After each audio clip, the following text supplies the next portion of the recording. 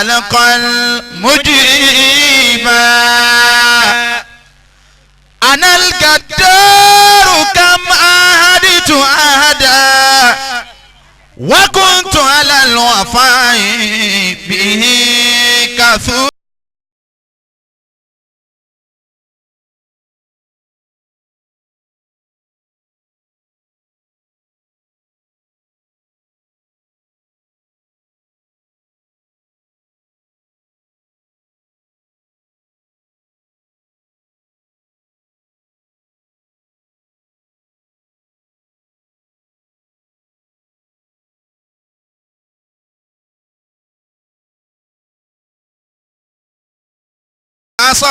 آمين. أبقاك ربي للإسلام تخدمه دوما وبالحق على الأهداء تنتظر الفاتحة. بسم الله الرحمن الرحيم. الحمد لله رب العالمين. آمين. الرحمن الرحيم. آمين. مالك يوم الدين. آمين. إياك نعبد وإياك نستعين. آمين. اهدنا الصراط المستقيم. آمين. صراط الذين أنعمت عليهم آمين. غير المغضوب عليهم ولا الضالين. آمين آمين يا الله.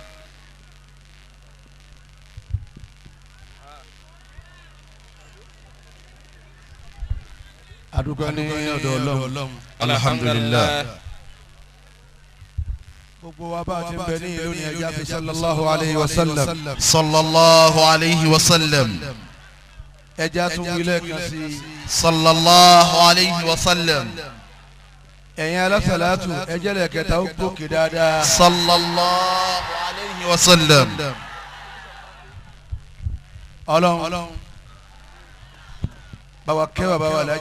آمين.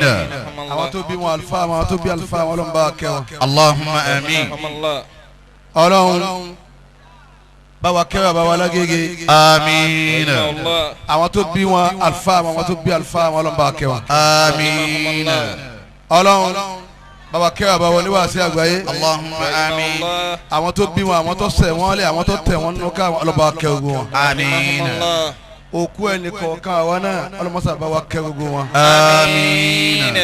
bisimilahi kul huwa Allah. bisimilahi rahman rahim.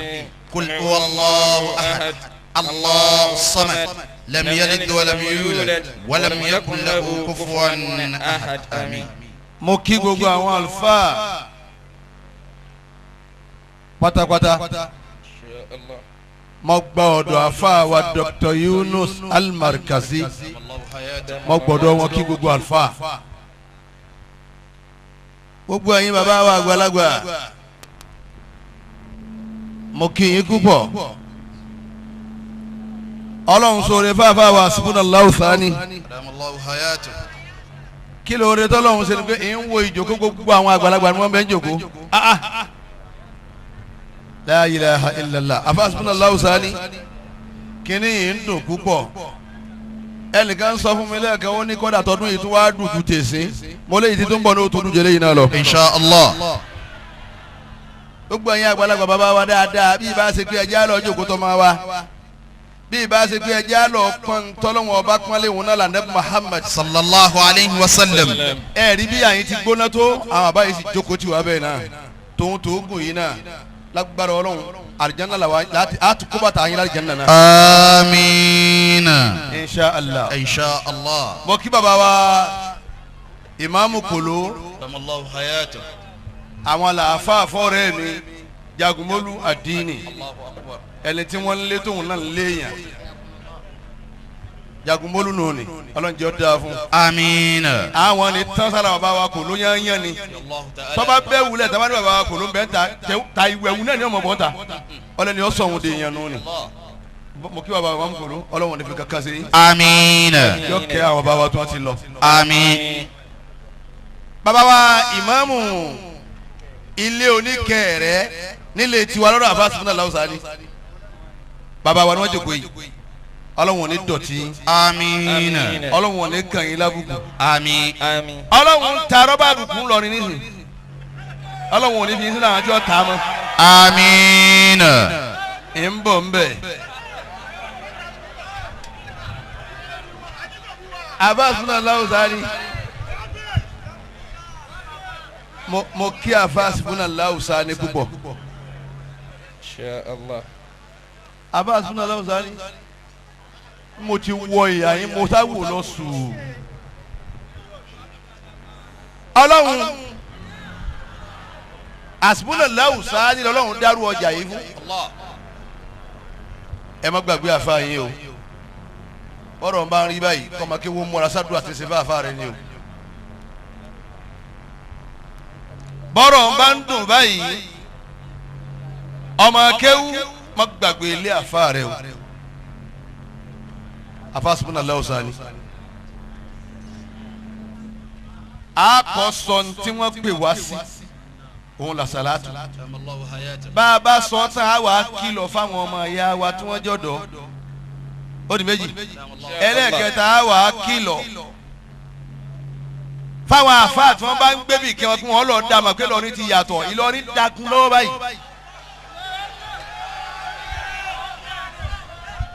Gbogbo yòówù tó yẹn lè ní kọ́dà kọ́ má gba àṣírí lọ́dọ̀ àfáà kan ní Mali má kọ́ lọ́gbà Naija tó bá sì ní Ìlọrin á lẹ̀ ní pure water. À ń bọ̀ ń bẹ̀. Mo kí bàbá wa àfáà wa Hasbuna Al-Awzani lẹ́ẹ̀kan sí. Àbá Yunus Al-Markazini lọ́wọ́ ọ̀tún mi ọkùnrin Ọlọ́run nínú mímọ́ àmọ́ tòun ti bẹ́ẹ̀ bá a ti tó wọn tí mustawa ti wọ tó tàwọn Dr. Yunus Al-Markazi kọ̀ wá síbi tí ó ti rí wa láyé àbí bí táwa náà ó ti rí àti dọ́mọ ẹ̀yà. Allah. Wèrè wo ni ọmọ kéńgbà náà èmi ṣe Markazi wèrè wo ni ọmọ kéńgbà náà èmi ṣe àwọn àdàbíyà dìndìnrín nílùú ẹni tí wọ́n bá ní alùbáríkà rẹ̀ ó lè pọ̀ ọmọ ìyá kan náà gbogbo wa Markazi fẹ́ sàwùsù náà ló ṣe àdàbíyà fẹ́ sàwùsù náà ló ṣe Tajul Mu'minin àwọn sùmùrà fẹ́ sàwùsù náà ni wọ́n ṣe bàbá wa kolo níbi àti dọ́mọ ìyanu kò sí tó kù mọ́ àmọ́ nìyí à ń bẹ̀rẹ̀ lọ́dọ̀ àbá Hasbuna Al-Awzani àbá Hasbuna Al-Awzani ẹ múra ọ̀tá ọ̀pọ̀ o ẹ lọ́ta o àwọn kan mọ̀ pé bòlẹ̀ ti ń ṣe tó fi rí báyìí over 20 years àbá Hasbuna Al-Awzani ẹ sì pera yín ní nǹkan kan irú ntọ́lọ́hún kó di yìí bọ́lọ́hún bá kó tiẹ̀ lómìn wàláyé àníní mú mẹ́lá àdúgbò tòun ti bẹ́ẹ̀ náà ẹ̀ ṣe bẹ́ẹ̀ ẹ̀ ń lọ yín náà ni àwọn kan tún mọ wá rún kùn àwọn kan mọ kùn àwọn kan mọ bínú àwọn kan mọ fẹsẹ̀ halẹ̀ èéṣe ó tilẹ̀ tó ajásìkò náà Al-Awzani àdánwò tá a kọ́kọ́ kàn lára ìsìlámù ni pé àwa àfa àwa la máa bínú ara wa àwa àfa àwa la máa bínú ara wa ìyá tí ń lọ ra iṣu tí ń lọ ra ni ó fèsì kò sí ń tọ́kàn pẹ̀lú pé àfa ni Ọlọ́run kún iṣu rẹ̀ tí ń lọ ra ní gbẹ̀ríà aṣọ tí ń lọ ra ní Togo àwo tí ń lọ ra ní Kútọ́nù níyàwó fèsì àmọ́ àfa àwa la máa bínú ara wa. Mo wá béèrè kínní ni èyí ṣe tó wá jẹ́ pé àfa ní bínú àfa báyìí mo wá rí ké bẹ́ẹ̀ ni ọjọ́ tí ń bọ̀ ń bọ̀ lọ́n ti dákè ìta kódà fáwọn olówó kódà fáwọn ọba ọlọ́wọ́n ọ̀dákè ìta kó gbé fáwọn alágbára bí bàbá wa Alábùjá ti wà mẹ́ pẹ̀lú àgẹ́tẹ̀ wọn ọlọ́wọ́n ọ̀dákè ìta fún wọn. àwa tá a jókòó àwa afáta kéwù lọ́lọ́run dákè ìta fún àwa láàrò kúérì kéta wájú ọlọ́run jọ́ kíyámà. àbá wa Hasbuna Al-Awzani ọlọ́run wọlá ìyá àti bàbá tó bí yín àìpọ̀ tó a tún dọ́bùlù eléyìí. Amiina. bí mo ti wá fẹ́ kó rí fún yín ni tẹ́ ẹ̀ rí nù mí ọlọ́run yóò rí bẹ́ẹ̀ fún mi náà. Amiina. gbogbo màálù tá a jẹ gbogbo àfa Hasbuna Al-Awzani kìí sì forí bọ́ sọ àfa Hasbuna Al-Awzani ní ẹ sábà bá ń bẹ lọ́hùn bá ń kọ́lé lẹ́kọ̀ọ́ mo ẹ tiẹ̀ tún dákọ̀ rẹ̀ kan bá ń kọ́lé Lawal àfa Hasbuna Al-Awzani ẹ gbà mí bẹ́ẹ̀ bá ń bẹ́ẹ̀ bí ẹ ti ń ṣàdúrà ẹ máa bá aná ti bá ń kọ́lé làwálì àfààní ọkọ̀ mi tí ń gbé kí òun ni kọ́lá ilé mi ó ti tún gbà yín tún bá lọ báyìí ẹ wo bá a fò tí forí bọ́ ẹlòmíràn máa pé èmi ní ń ṣe ẹlòmíràn máa wí èmi ní ń ṣe iṣẹ́ ọwọ́ mi ni àbá àdúgbò làwùjá nílẹ̀ àmọ́lẹ̀ torí kí lóore ó lè sáábí fún bá ń kọ́lé làwálì kọ́lọ́ mọ́jì ó jì tá ọlọ́mọdé ó lẹ́yìn. Amina. àfáàsì láwọ̀ wá jálàjẹ tán kójó kọ ẹ lólúgbòhùn bàbá yìí pé àwọn àfáàsì àmọ́ níwọ̀nyí tán lólúgbòhùn ni wọ́n pa bá ń kọ́lé ni àbí tó bá gbàtọ̀ wẹ̀ tán. ọlọ́wọ́ wá sí àfáàsì láwọ̀ bẹ́ẹ̀ àfáàsì láwọ̀ sáré ni wàlí yìí ọlọ́wọ́ yẹn jẹ́jẹ́ ó tún àná sábà bá ń tọrọ fún bẹ́ẹ̀ bá dé bẹ́ẹ̀ tí ń ṣàdúrà bá ń kọ́lé làwọn àlẹ́ kọ́lọ́ mọ́jì ó ṣiṣẹ́ ó ní màálù tá a jẹ yìí òun náà lọ́ra ọlọ́run ẹ̀yin abiyamọ ẹ̀sán mi ọlọ́run ò ní pa bá ń kọ́lé làwọn àlẹ́ èyí ń dúró bẹ́ẹ̀. Allah. As-salatu ilà àfa ń kọ́ wa. As-salat ẹ̀yin lẹ jókòó yìí ẹ sì wọṣọ funfun. Allah. ẹ wà á níṣẹ́ méjì tẹ̀ ń wá ń ṣe lọ́dọ̀ àfa Hasbunallahu Sani bí ìbá ṣe pé kẹ́ ẹ sọ̀rọ̀ kẹ́ ẹ yòǹbó Ànábì Muhammad. Sallallahu alayhi wa sallam. àbá Hasbunallahu Sani ẹ tún múra sí i ẹ tún múra sí i mo là àfa wa àfa ń bẹ̀rẹ̀ àwọn jàmáà rẹ wọ́n sọ sàlátù lọ́wọ́ ọ̀dà púpọ̀ ó sì ní ládàá wájú ọlọ́njọ́ al-qiyama. idha rumtu madahal Mustafa shagafan bi taballada zini haibatan maqami. Dr. Yunus Al-Markazi idha rumtu madahal Mustafa shagafan bi. àsọ̀rọ̀ ànábì ló gbà bẹ́ẹ̀. taballada zini haibatan maqami.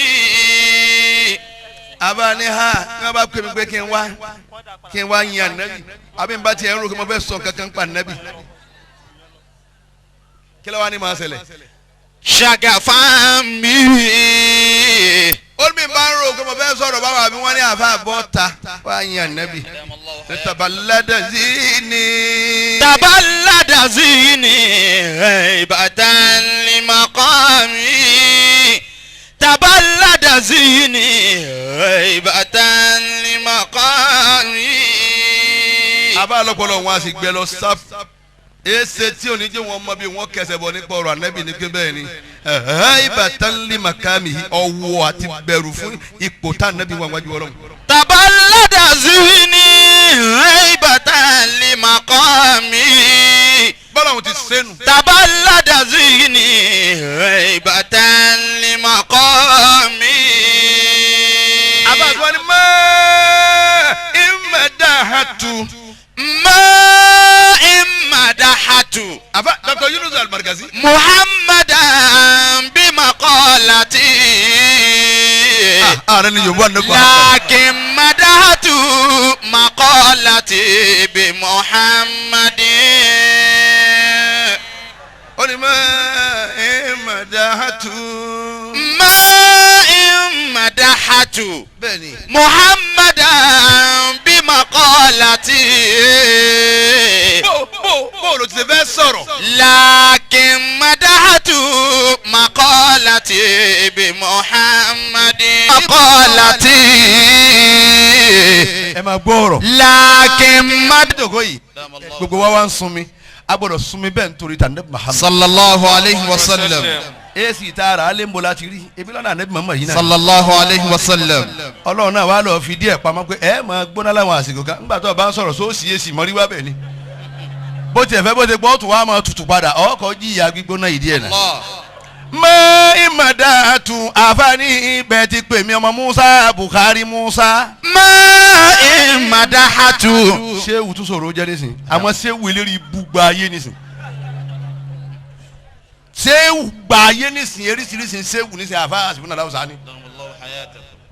bẹ́ẹ̀ yẹn pè mí gbèfi ṣéwù sí ṣéwù mọ bá wá tẹ̀ tẹ́lẹ̀ wọn ò sì ní pè mí ṣéwù wájú Ọlọ́run lọ́hùn babalágége ọlọ́run bá kẹ́ wọn. àmín. gbogbo tíra àfa gbogbo tíra babalágége wọ́n yẹ̀yẹ́ ayé púpọ̀ o ní rí sẹ́wù mbẹ́. Adam Abdallah Ali alo. radiyallahu ta'ala bàbá ti wò anhu. pé sẹ́wù o bàbá ti wò pé àwọn sẹ́wù kan ń bọ̀ wọ́n da yẹ́rù ni. àwọn sẹ́wù kan ń bọ̀ àwọn sẹ́wù kan ń bọ̀ etí ọ̀yẹ́ wọn sọ ni wọ́n máa sọ. àwọn sẹ́wù kan ń bọ̀ etí ọ̀yẹ́ kọ́ tẹnu wọn jáde ọ́ tẹnu wọn jáde. adamallahu a hayatahu. wà sálbù wọn agbára àwọn ẹni ọlọ́run tí wọ́n ti ní wọn ẹsẹ̀ ni ọlọ́run jọ kìnìún àná táwọn bàbá ní dákẹ́ báyìí ńjọ́ tí àwọn sẹ́wù ní ti ń fọwọ́ rún wa bàbá àwọn lójú wa pé ẹ yẹ sáfà ẹ yẹ sẹ́wòlì yẹn lọ́hùn wèrè lélẹ́yìí èyí tí ń tẹ̀pá ìwéèrè ni òru eléyẹ gbèsègbè lọ́hùn ọlọ́run àwọn bàbá ní wọ́n sì ká agbádá wọ́n sì jókòó wọ́n sì ń wò báyìí. àṣẹ wà ẹ̀ ń sàkàtú fàfikirun fi máa dín wà iná takù fàkà olóhùn sẹ́díìdù. wà á sàkàtú. ẹ̀yin àgbàlagbà àfà ọlọ́run ò ní jẹ́ sẹ́yìn. fàfikirun fi máa dín. ẹ̀ka bá sẹ́yìn yọ gba òkò nílọrin ni. wà iná takù fàkà olóhùn sẹ́díìdù. yá sọ̀rọ̀ ànábì náà à ń bọ̀ ọ̀rọ̀ mẹ́ta náà làbá wa. madahatu. àfà àti bọ́lá làwùzá ni àfà ni ń wọ̀ wáyé o èmi Buhari Musa mo sin àfà jẹ èmi náà wáyé. muhammadan. o sì kéwùké díẹ̀. adamallahu hayatahu. ma imadahatu Muhammadan ọwọ́ àdàkẹ́. madahatu muhammadan. àfà àti bọ́lá làwùzá ni Buhari Musa tẹ pé lónìí ń wò yín ànábì ìyìn ànábì. bimakolati.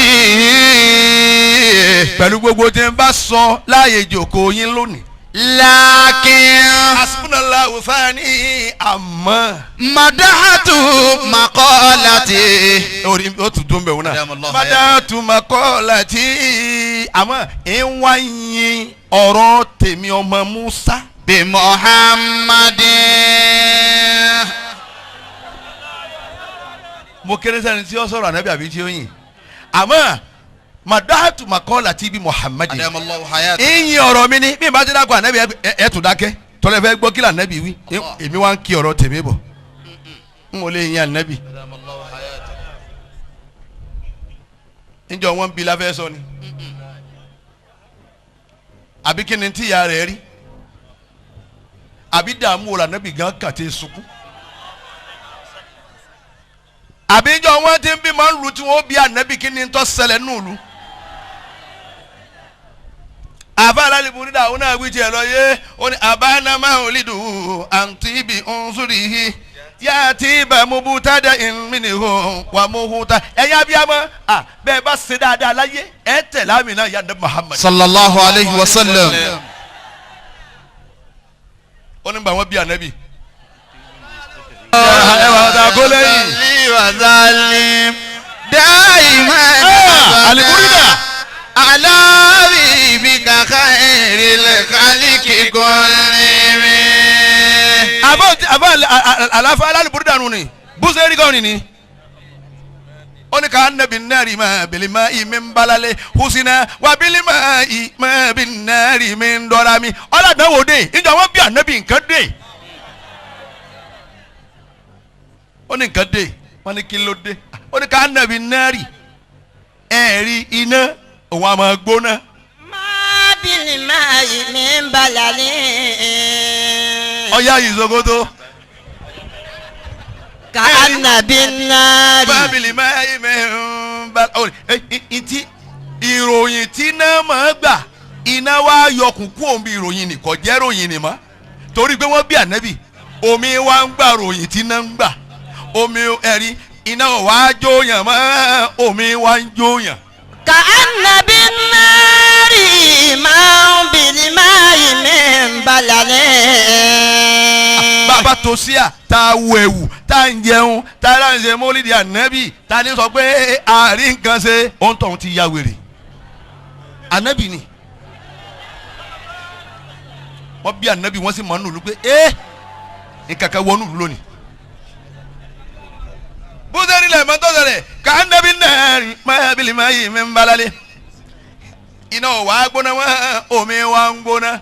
كأن بالنار ما بالماء من بلل وزنا وبالماء ما بالنار من ضرم أزنا وبالماء ما بالماء من درم وزنا وبالماء ما بالنار من ضرم